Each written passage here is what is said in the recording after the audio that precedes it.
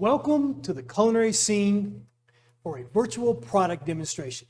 I'm Chef Mike, and I'm here in this beautiful space, and we're going to talk about the entire suite of Wolf products today as we put together a little simple food. The idea is to get you comfortable and familiar with how these items cook, which will help you hone in on your selection or feel really good about what you have chosen. A little bit of housekeeping. There is a chat section to this particular page. Go ahead and familiarize yourself with that. We've got somebody who's going to kind of monitor that during our session, one of our team here. And so if there's a question along the way, please don't hesitate to ask. There's nothing that's out of bounds. You ask any question you'd like. If you think that if they think I might get to it a little bit later, they may hold that question. Otherwise, they're going to flag me down. But the idea is at the end of the hour, you're going to have I want you to have a really good feel for all your questions being answered and knowing what you're doing product-wise. Okay, so let's get started. The first thing I want to do is I want to cook some pork tenderloin. And when I'm going to cook this, obviously I want to use one of our convection wall ovens or the oven that's under the dual fuel range or under the induction range. All of those ovens function very, very similarly. We're going to use the gourmet mode. Gourmet mode, if you haven't gotten into that a little bit, this is where the oven, you tell it what you're cooking, and the oven kind of makes a recommendation on mode and temperature and perhaps duration. Kind of depends on the particular piece, but it's your little chef in the oven that reminds you of, if you haven't had this style of oven before, what mode might be the best. So I've got 3 pork tenderloins here. They're pretty similar in size. And when that's the case, it really makes it easy. I'm not going to probe all 3 of them. I'm just going to probe one. I'm going to go ahead and pick the center one. I've got them on the roasting pan and on a rack. And I know that gourmet mode chooses convection roast, actually, is the mode that it chooses. But let's wait till we get to that oven and see that. I do want to start by probing. And a little quick session on probing. It only measures in the last ½ an inch of this metal probe. And you want to make sure that you've covered all of the metal in this so that nothing is exposed and that this tip is in the thickest part. If it's not going to give you a great representation of what the internal temperature is, and that's the whole point. I will tell you, gourmet often cooks to doneness as opposed to a certain time, if that makes sense. We're going to know exactly when our meat is done and know that it's perfectly cooked. We rest it, slice it, and cook it.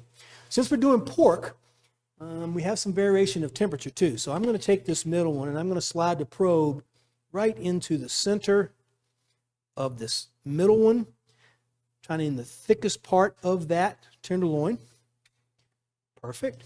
And now we're going to turn around to our oven and let's set this up. Gourmet often requires no preheating, which is awesome. So you can slide this in there in an oven that's not hot and still get all the in there without having to deal with hot racks. So I'm going to place this right in the middle of the oven. I'm going to go ahead and attach the probe, which attaches on the roof of the oven right there. That's true for your E series oven, which I'm cooking in now. It's also true in your M series wall oven, your convection oven that's under your dual fuel range or under the induction range. All of them have that same location for attachment. If you're working with a convection steam oven, it's usually on one of the side walls. So we're going to press gourmet. The first question it's going to ask me is, what are you cooking today? And I'm going to pick meat. And then they ask you what kind of meat. I'll choose pork. And then it's going to ask you what cut. There's whole roast, whole hams. I wanted tenderloin, so it defaulted there. And you just say done. Now what the oven says, and this is super important, is it's going to give you kind of a recap of where it's going to go. It says it's no preheat required. Put it on rack position 3, probe position the thickest part of the protein, and then it's going to convection roast at 400 to a probe temperature of 155. Now convection roast, as a reminder, is when the oven is using all of the heat coming from the fans. You get this beautiful, chaotic evenness when you're cooking. Because the fans are going to provide moving air. Now in Wolf convection ovens, there's always 2 fans and they have an embedded heat element. So you're not just blowing around air that's heated from the bake element or the broil element. You're actually got heated air that's controlled by a thermostat, that's entering that box and making great circulation within there and giving you nice even browning. Convection roast then adds a little bit of heat from the broiled element. So it's like 40% heat from the broiled element and then the convection fans. What's great about that is that's going to help with browning. You notice I didn't cook that meat at all. All I did was put a little fajita seasoning on it. You can choose a fajita blend that you like or make up your own, but just a little bit of seasoning on there and probed it. Okay, so we're going to say yes. Now, and it starts right away. The probe temperature, I pulled it out about 10 minutes before we started, so the internal temperature of that pork is registered already. Now, let's have a quick discussion about pork. Pork is safe at 145. If you're not a pink pork person, no worries. Go a little bit higher on the scale. When somebody like my grandmother would make pork, I thought it had to be dried out like a piece of shoe leather, but in actuality, we've learned what you're worried about is all safe at 145. So for most people, if they're ready to embrace pink pork, you can adjust that temperature up a little bit. I don't think 155, to me, that's a little high. So if you want to adjust a probe temperature, the only thing you have to do is cut the probe. It's going to come up and give you the opportunity to adjust that temperature. Now, on an E series, you're going to just key in the temperature you want. And what I'd like to do is 149. Start. So now my probe indicator up here says it's got an internal temperature of about 54, and it's going to cook to 149 degrees using convection roast. Good. All right. So in your wall ovens, that kind of frees you up to work on other things if you're using that gourmet mode. And it will never disappoint. And the great thing about it is I don't have to check that. You don't have to look in there to see if it's done. You don't have to look to see how it's progressing. Trust that temperature on the probe. People often want to know, well, how much time is left?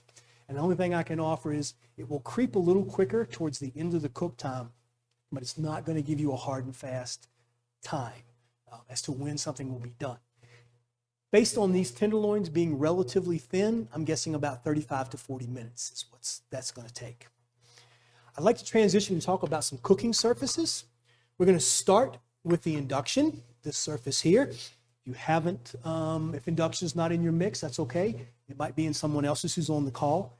Induction is this beautiful glass surface that might remind you of the old electric resistance cooking, but it could not be farther from that product. If you've ever had to cook on one of those resistance electric cook surfaces, the quickness of temperature adjustment and the quickness of being ready to heat was the real downside.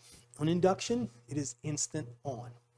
You want to choose pans that have enough ferrous metal in them that a refrigerator magnet will stick to them. Great choices for this is almost any stainless steel made in the last 10 years has been adapted to be optimized for induction. You can check that. I'm using a carbon steel pan, so it's think cast iron, except it's much thinner and a little lighter. So it's going to be really quick to adjust to this because it's perfect. Now, the way induction works, you can imagine underneath there's a whole array of magnets. Somewhere in 8th grade, you probably wrapped a wire around the nail and put it across a battery and turned it into a magnet, right? It had a north pole and a south pole. Imagine 1,000 of those or more underneath each surface here. And they're constantly changing polarity. So they're changing polarity, and what that does is it agitates the metal particles in that pan, and they start rubbing together, and what you end up with is just some basic friction that heats the pan.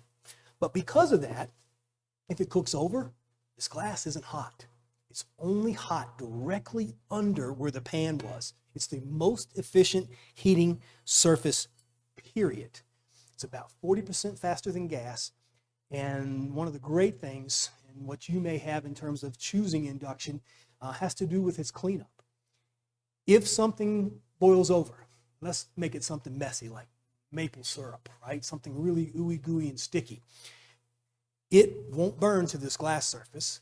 It'll sit there. If it's liquid like pasta water and you get enough of it, the surface may say, hey, I'm sensing liquid on my surface. I'm going to shut down for a minute.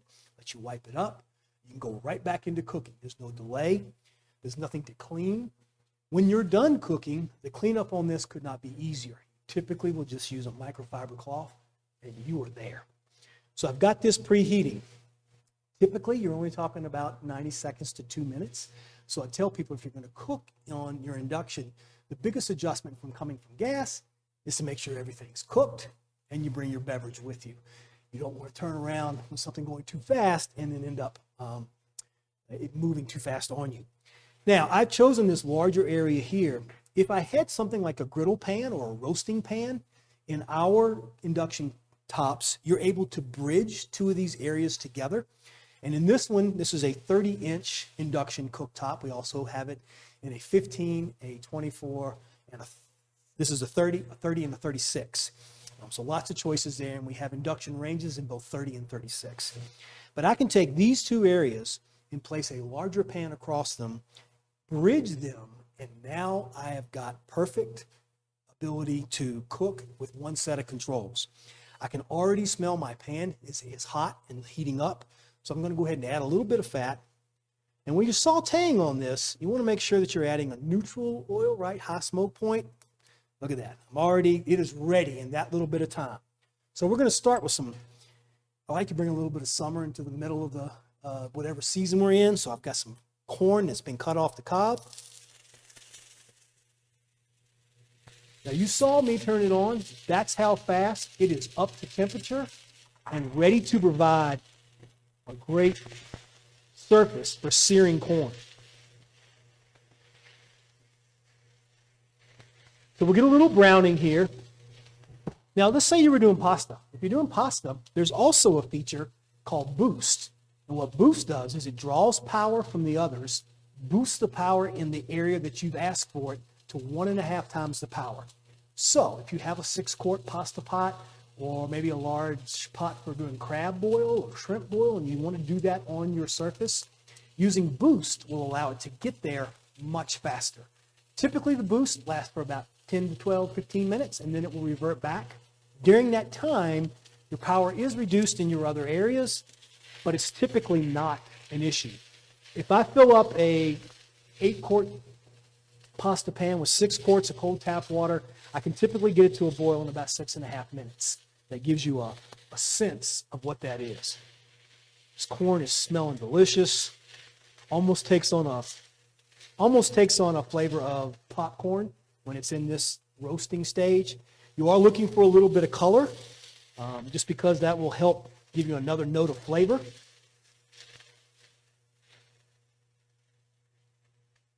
And then we're going to add to this, we're going to add a little bit of cherry tomatoes, because what I'm trying to create is this nice corn and tomato salad that we're then going to combine with some other components in our giant fajita pork rice bowl. That's what their ultimate goal is. So you can tell these tomatoes, grape tomato in size. If you have some that are much larger than that, you can cut them in half. But if they're this size, they'll probably break down just fine. And you'll get this, boy, that corn is really doing its thing and it's smelling wonderful. I'm just going to add a touch of oil to these, and then I'm going to add them right to the pan. Now what will happen here is the sweet of the corn and the little tang of the acid coming from these tomatoes will make for this wonderful medley of flavor. Now, the induction surface right beside the pan here, not hot. And you know if you were cooking on resistance, you wouldn't be able to be that close. So that's that magic of induction, is you really are being the most efficient with how you're heating, and it's only heating the pan and the ingredients that are in there. Now, I don't know if you'll be able to tell based on sizzle, but I can go from, I just turned it off, and the sizzle goes down, and I can go to high,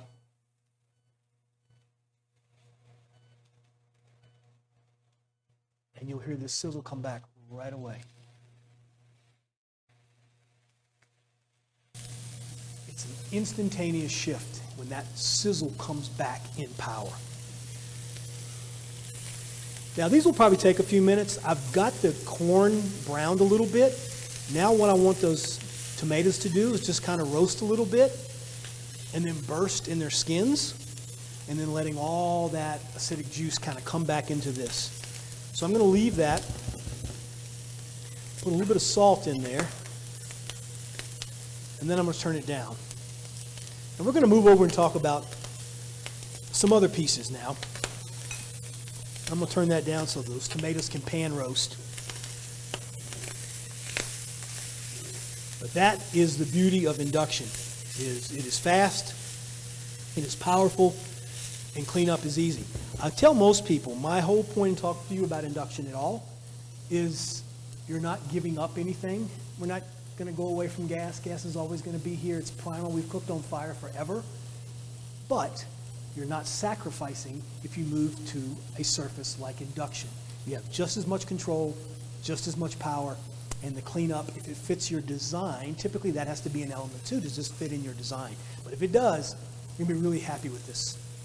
If you have questions about pans, don't hesitate to reach out and contact your closest Roth Living showroom. Our chefs are already armed and ready to talk to you about pans. You can bring, if you have some pans and you want to bring them in and test them on induction, just set up an appointment with that showroom. Okay, I'm going to abandon these for a little bit. My very capable support team, sous chef Gil, is going to come transfer them to me in a few minutes. Let's check in on our pork and just see where we are in temperatures. So, since it started, the internal temperature of that pork is now somewhere around 85 degrees. So we've come about half the distance we have to come. It's going to be getting its browning on there, and you can already start to smell it out here, the fajita seasonings on that pork. It's really doing its job. It's doing the right thing. We'll let her hang out right there. What I'd like to do now is transition and start talking about gas surfaces that we cook on. And I'm going to do that in the kitchen right next to me. So join me over there. So now I'm standing in front of a dual fuel range. You can't tell from your side because the ovens are down here. This looks exactly like a sealed range cooktop that we have, a sealed range top, part of our product line, that you wouldn't know any difference. It's outfitted with a double griddle, and I have a double griddle. Here it's preheated on both sides. I love cooking on this griddle, and we're going to saute a whole bunch of peppers and onions on this griddle surface and cook those down like you would in a fajita, right? We got our pork going on, we got our sauteed corn and tomatoes, and now we're going to have some nice sauteed peppers and onions that will go all together, some beautiful bright colors. Now, for that, you want to make sure that you're going to have to season this when you first get it. Thank you, Gil. And when you season it, you want to make sure you're using a neutral, high smoke point oil. It comes from the factory pretty shiny. You want to make sure you kind of clean it off a little bit. We'll go through all of these instructions with use and care, but it doesn't come to you looking like this. That's the biggest thing that I want to let you know. But because of this patina on this griddle surface, nothing's going to stick. You get really good. Now, in the double configuration, you have two heat zones. Roughly split the griddle. If you only have a single griddle, you have a single heat zone. Now, the burner underneath this is not your average griddle burner. It's certainly not like your Presto electric griddle that you used to do pancakes on, right? Where you had two spots on there, you couldn't put a pancake because they were not consistent. This is a 1/2-inch piece of cold rolled steel. It is very, very level. They make a point of making sure it's level in here. And then underneath, there's a ceramic infrared gas burner. There's one on the left and one on the right in this double configuration. In the single configuration, it's one of those burners. But unlike the U burner that might be on your grill, or unlike, an electric, this entire surface from back edge to front edge is usable to you, so it just gives you more space. I like to think of it as my infinite saute pan. Anything you can do in a saute pan, I can cook on the surface, and I'm never going to worry about crowding the pan, right? At that time, if you overcrowd a pan, you got a skillet, you get it hot, and you put in 4 chicken thighs, you're probably fine. You put that 5th one in there, and now you've kind of overcrowded that pan. And what happens is it cools down. And once it cools down, you're now steaming, you're not sauteing. You really want to do the parts that add color, right? So that's one configuration that can be on top of your gas cooking surfaces. You can also have a char. I don't have one in this kitchen, but that's basically an indoor grill. And it has the same infrared gas burner underneath it. It has a heat deflector shield, and it typically is just the size of about half of this griddle. Now that char on the dual fuel range is completely controllable, and I think it is an excellent choice. The only thing I tend to not want to cook on it is a big, thick, juicy burger. That fat dropping on there on that heat shield, even if you have wonderful Wolf ventilation, might be creating more smoke smells in your kitchen than you want. But shrimp, vegetables, bread, chicken, all of that, seafood of any kind, all of that works great on that char. If you have the sealed range top, your char is configured slightly differently, and it is a high-powered on or off. But you got really nice control on this. So before we start cooking those peppers and onions, let's spend just a second talking about the burners. Now, regardless of what configuration you have, whether you have a cooktop with knobs on the surface, whether you have a range top that looks like this from your side, whether you're cooking on a dual fuel range or an all gas range, the burner construction is exactly the same.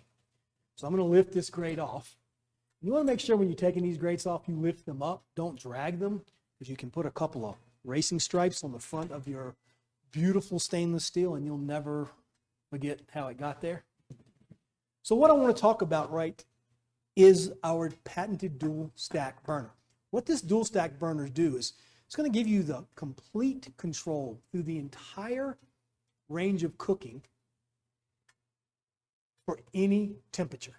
So it does that by gassing, comes into the unit, one gas line like anybody has in their home. Inside the unit, it breaks into a low pressure and a high pressure that run to each burner, right?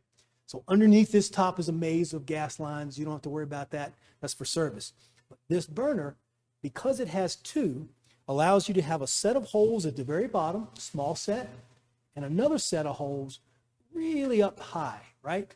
Right underneath this mushroom cap is this larger set. Each knob is controllable from high to low, and then you have the word sim. What this is indicating you're entering the simmer range. When you push this knob in and turn it, now you have another high to low. Sometimes it's easy to forget because when you're cooking up here, simmers underneath the bottom. But every burner on your Wolf cooking surface has this capability. Not just the small one, not just the big one, not just the left ones, not just the right ones, all of them. If you have all burners, they all have this capability. Wolf is very committed as the masters of heat transfer to giving you control through the entire range. So what happens, we'll turn it on, and you'll see it light. And wow, you get all of that sear, all that beautiful flame, right? Makes you want to go, oh, right? You want to see this. We need this sear. If we don't have that, we're not going to be able to sear items in a skillet or that high temperature. However, we only sear for about 7% of the time we cook. You cook through the whole range. You don't sear soup. You don't sear some things. You end up needing more control. So as you turn this knob down, and sometimes you won't see the flame, but you'll hear, if you're close enough, you'll hear the gas flow change. And it goes all the way down to here. Still in the upper range, right? Still in that upper range. And then when you push that in, it extinguishes the upper range and lights the lower range.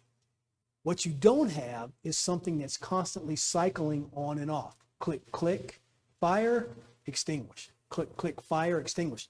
This is going to be constant heat. Because of that, you can melt chocolate chips without a double boiler.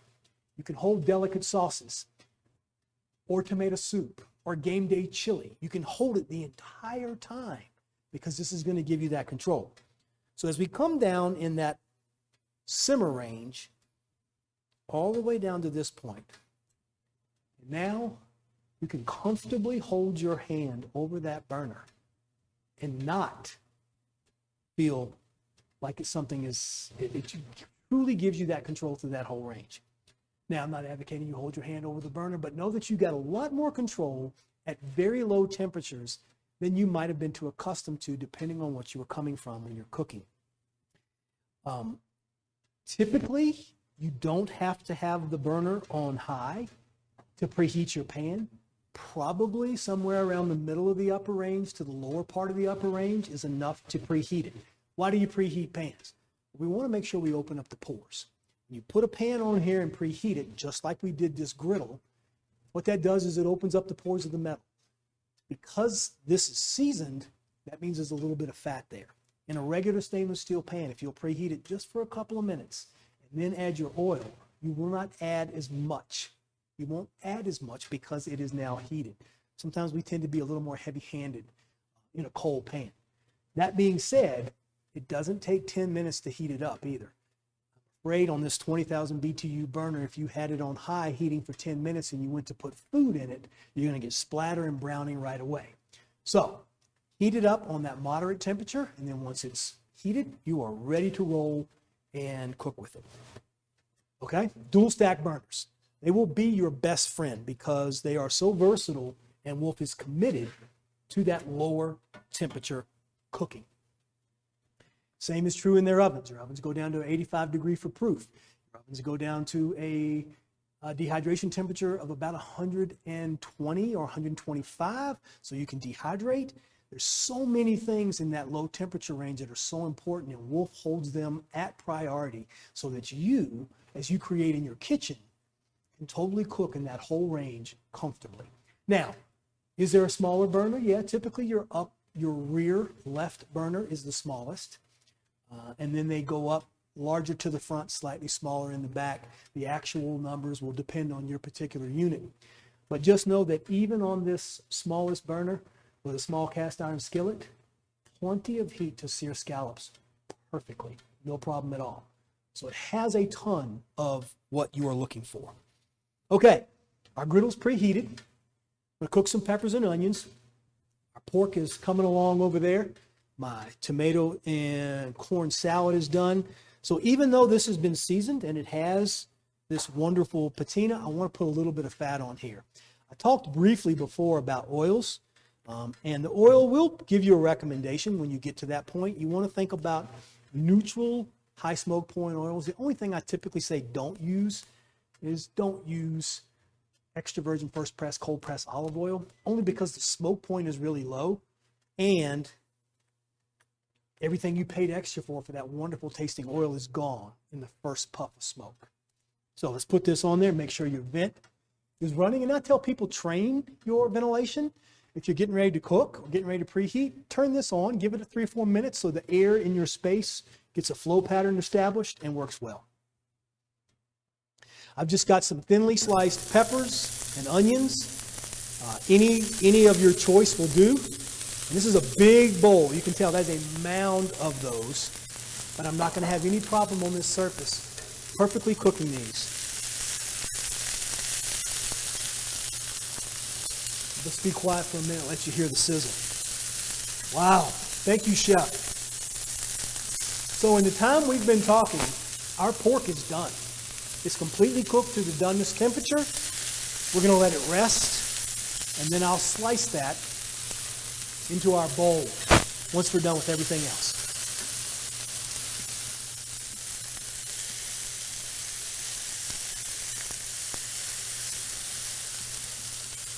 Now, it is important if you're going to do fajitas, right? You want these things to be the same thickness. And that's not as much as important, except for when you do that, they will cook at the same rate. So your peppers will render some char, your onions will get soft and caramelized. But if they're all different thicknesses, you'll have some that are crunchy, and then you'll have some that are cooked. So cutting them the same size is an important consideration. Now the peppers I chose here, I've got some bell peppers in the yellow and orange and red. And then I have these green peppers are actually a poblano pepper. Not super hot. You can use any peppers of your choice. But they do add that nice little flavor. And green bell peppers often have a different flavor profile than the red, yellow, or orange counterparts. Okay, fabulous. Now imagine this is only 3 bell peppers and a poblano. If you tried to put in 2 onions, 2 small onions, if you tried to put this in your skillet, there's no way, right? You're going to be about 1 inch thick, and you'll be steaming the top and sauteing the bottom, and you'll have to do a lot more stirring. Whereas I've got these now nicely spread out, I can just let this do its thing. The temperature that I'm griddling at right now is about 375, and you want to make sure that you are, if it's going too fast for you or you're caramelizing too quickly, then maybe you don't want quite that high temperature. You know that you can adjust it. We're more than happy to help you on the other side of your project, giving you some griddle temperatures and some standards that will help you master this griddle. Now, what do I like to cook on the griddle? In addition to anything in a saute pan, burgers, you will probably prefer them here.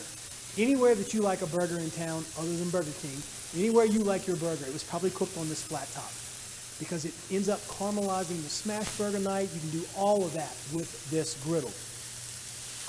We often don't demonstrate breakfast on it because we don't want to have your visual be honed in on just breakfast.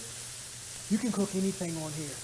You can have a cool side and a hot side. You can sear and move to the cool side. You can do vegetable fried rice on here. You can saute Brussels sprouts. If you need to deglaze or steam something at the end, you just get a large metal bowl, pour in your wine or your broth, cover that, and you'll steam at the end like you would for Brussels sprouts. So many options with these items. All right. These are now starting to shrink in size a little bit. I've got some caramelization of onions. I think while they're finishing up, what I'll do is let's talk about the Wolf Convection Steam Oven briefly. We ended up cooking our rice today in the Wolf Convection Steam Oven. Now, the Wolf Convection Steam Oven, if you're interested in that piece, we do a whole class just introduction to the steam oven, in which case we cook everything in that one oven, and we'll give you more ideas of how it works. But basically, for the first time ever, you're going to harness the power of moist heat and dry heat in your wall oven. And what you can do with that is endless. Today, we chose to make our rice for this rice bowl, and we're going to do that open container rice. Gone are the days where you have this magic ratio of what has to be in the pot. You've all cooked rice before. You know that it is a broth, a magic ratio, and rice, and you got to stir and leave the lid on. Those days are over because you're going to use an open container. I see there's a question. Are there any gas cooktops that run on liquid propane? Yes, our gas cooktops can be configured either for propane or natural gas. Just make sure when you're specifying that you tell them which one you want. What changes is a regulator inside the unit so that it handles it at the correct pressure. Not a problem at all. Just make sure that they know what you're specifying. And even after the fact, they can change that from one to the other, but typically that's going to take a service call. But absolutely, propane is a perfect heat source for these. Okay, let's go back to our rice. So this open container rice deal, I'm going to open this steam oven. Now what's over my shoulder here is our 30-inch model, which is just being shipped this year, but it gives you a little more space in there. And you'll see I took this entire dish of rice, and all I did was measure my ratios, what your Roth Living Showroom for your ownership will give you wonderful ratios for rice. And it will perfectly cook that rice every time with no sticking or no starch line. And here's why. On your stovetop, you've basically trapped all of the moisture in. There's no standing water in this at all. There's no starch line on the back of the container. But in your pot, on the surface, you trapped a certain amount of liquid with a certain amount of grain. And if you upset that ratio, or it goes too fast, or you pick it up to stir it, or you're not sure of all those things, that changes that ratio. And eventually, sometimes that rice can get gummy and sticky. We've all had that happen. It's not a big deal. But in your steam oven, you'll find that the liquid that you add is less than what you would have typically added on your stovetop. And I cooked it uncovered. So what uncovered is going to give you is the ability for the rice to absorb exactly the amount of moisture it needs to be perfectly cooked. Perfectly cooked rice. Wow, you wouldn't think that was a hard thing, but those of us that have played around with rice know that sometimes it is. So perfectly cooked rice. It also is an excellent repurposing of rice. If you have some leftover Thai rice or takeout rice, you can refresh that in this steam mode perfectly.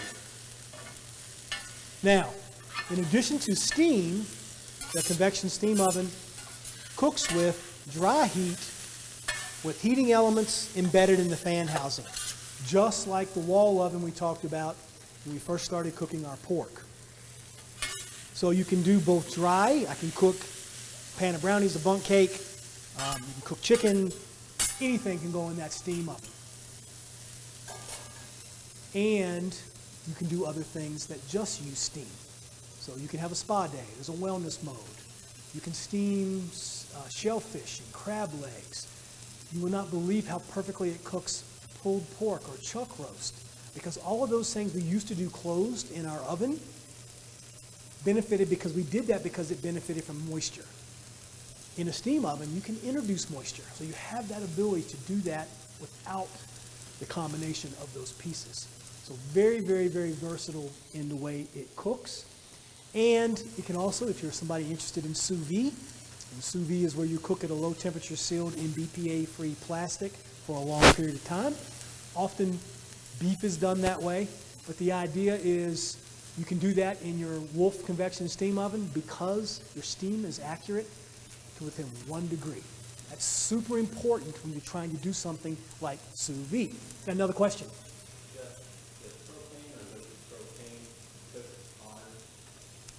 The question was, does the difference between propane cooking hotter than natural gas? It does.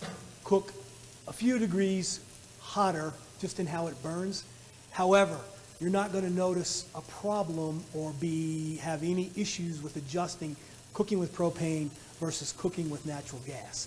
You're going to see that they're both optimized in our products, and you're not going to have any trouble with that, but you are correct that propane burns slightly hotter than natural gas.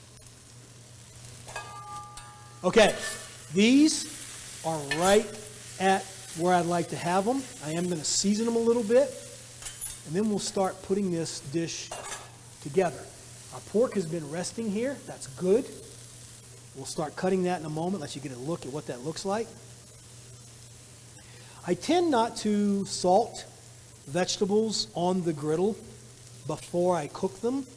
And the reason being is you just look at how much this shrunk. Remember that mound we had in the beginning? If you season to that volume, we tend to over-season. Whereas if you just seasoned once it's kind of dropped in its volume and it's a little bit smaller amount, you tend to hit the right note in terms of seasoning.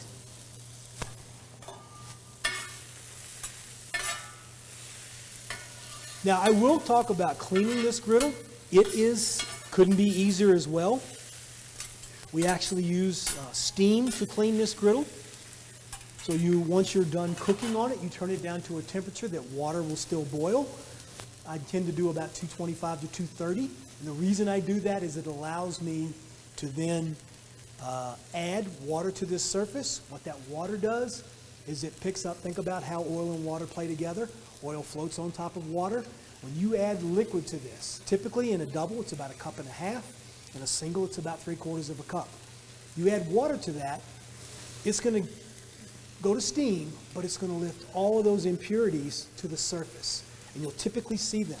Then you just simply take a bench knife or a other straight edged surface, and you want to scrape all of that to this tray in the front. Now the tray is removable, so you can clean that after it cools down. It's a little hot right now. I'm not going to pick it up. But the way you clean that is after you've cooked, you scrape any food off, Then you add that liquid and do a quick steam clean.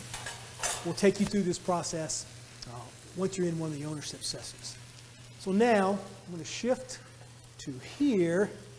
Let's start this process. That rice dish is still hot.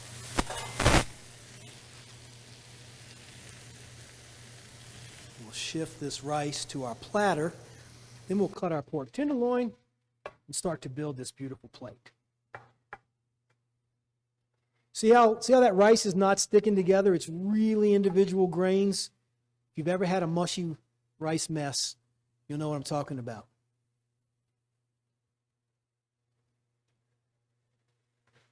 All right. Lovely. Now, you want to always think about when you're doing rice, you want to cook it in something that has some flavor. You can use a broth. If you're just doing this kind of dish, you can also use acidilated water. Just use something with some lime juice or some lemon juice in it. It gives it a great flavor. I'm going to bar from our garnish limes here. I'm just going to do one lime wedge. Just kind of squeeze that over the rice. It'll give it a little brighter flavor. Like that. Excellent. And then I'm going to take just a couple of leaves of cilantro. This will all be covered up by our other delicious pieces, but it's something really nice in this rice dish to have the lime and the cilantro. Beautiful. I'm going to set that off to the side. Now let's slice our pork. So we'll take the one that had the probe in it. Carefully take that probe out. It's important to let your meat rest, and here's why. When you're cooking it, very intense, high temperatures, right? And that's on the outside, and it drives all the moisture to the center. When you let it rest, those two things can change place. So it can come up in even temperature and redistribute the moisture to the edges. If as soon as we pulled it out of the oven, we had cut it, the downside to that is then you end up with all the moisture purging right out, right? Whereas you probably would have rathered just let it sit for a little bit longer. I know people get hung up on my food's not going to be as warm. That's typically not an issue that you have to worry about. Thank you, Gil. So let's trim this. And I'm going to cut the one that had the probe in it first. Then we'll cut one of the others in the same place so you can see that it really didn't matter. They were of similar size. And we got this wonderful right in the center. Look at that beautiful pink pork. That's got this beautiful, nice pink. It's juicy. You can see it's shiny, but it is pink in the center. But that means juice. That's what that's going to do for you. Now let's cut one of the others that were just on the pan beside it. Same result. Perfectly cooked. Well, now wait a minute. Can the ends be the same? Absolutely. Perfectly cooked on the end, tip to tip, using your convection roast mode under gourmet for this particular cut. All right. I'm going to make as quick work as I can slicing these. Then we'll put those on our rice bed. Now see, by waiting just those few minutes, maybe it was 10 minutes, 8 minutes, I'm going to get some amount of liquid on my cutting board, but if you had cut it right away, it would have completely flooded the cutting board. And that's not what we want. I have turned down my griddle, so if you've heard that sizzle start to drop a little bit, now I'm just holding them warm. This can be turned into a place to hold things warm. Remember, it's masters of heat transfer, give you control through the whole range. All right. We'll lay this pork on the platter.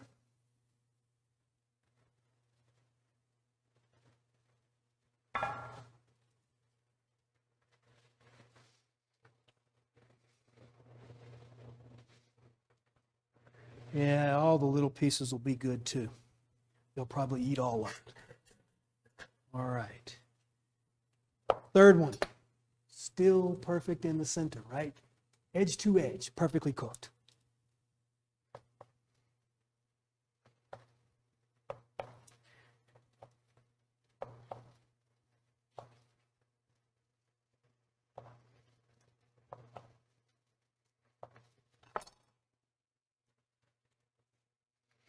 Okay, we'll let that pork down. Now, fajitas, right? All of this can come together, right? All the juice from the pork, all of what we're going to put on there in terms of our peppers and our onions and our corn and our tomatoes, all of that can come together in this great juicy bite.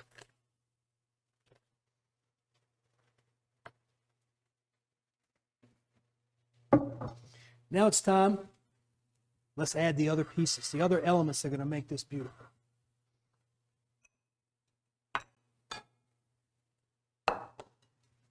We're going to start with our peppers and onions. I'm going to clear myself a little space and transfer these. Wow. You see that caramelization on there?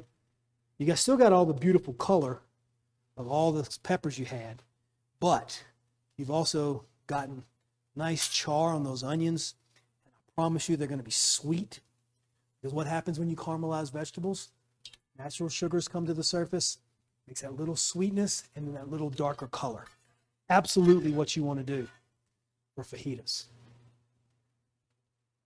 Now, you could do these individually, obviously, and you could do tortillas. And in fact, if you want to keep one half of your griddle dry, you could warm up those tortillas right on this griddle as well. All right, there's our vegetables. Those are all on there. You do want at this point to scrape off anything that's stuck on this surface. Now, I didn't trash this surface. I actually, cooked with oil. Things are on there, but you're not seeing, I'm not getting a lot off. But you want to do this first, and then we'll be able to steam clean at the end. All right. Next up, we want to take our corn and tomato salad, and we're going to put it right down the middle. And you can tell some of the tomatoes have burst, and they have their soft, acidic flavor that's going to be a partner with the corn. Beautiful. And the last thing I'm going to do is I'm going to put some limes just around the outside of this dish. Then I also made, you can dice up a fresh avocado on here or add some element of the avocado in there because that creaminess is always going to be delicious. I made a quick avocado crema. And avocado crema is this combination of sour cream-esque flavors with ripe avocados, but it gives you this beautiful bright color. You just make it in a blender, so it wasn't something that really came off these pieces. So for that, you puree it together. It's nice and green. It's got great color. It's just cilantro, Mexican crema, a couple avocados, and lime juice. And now this is going to give us, without making a mess, going to give us this beautiful green texture on top.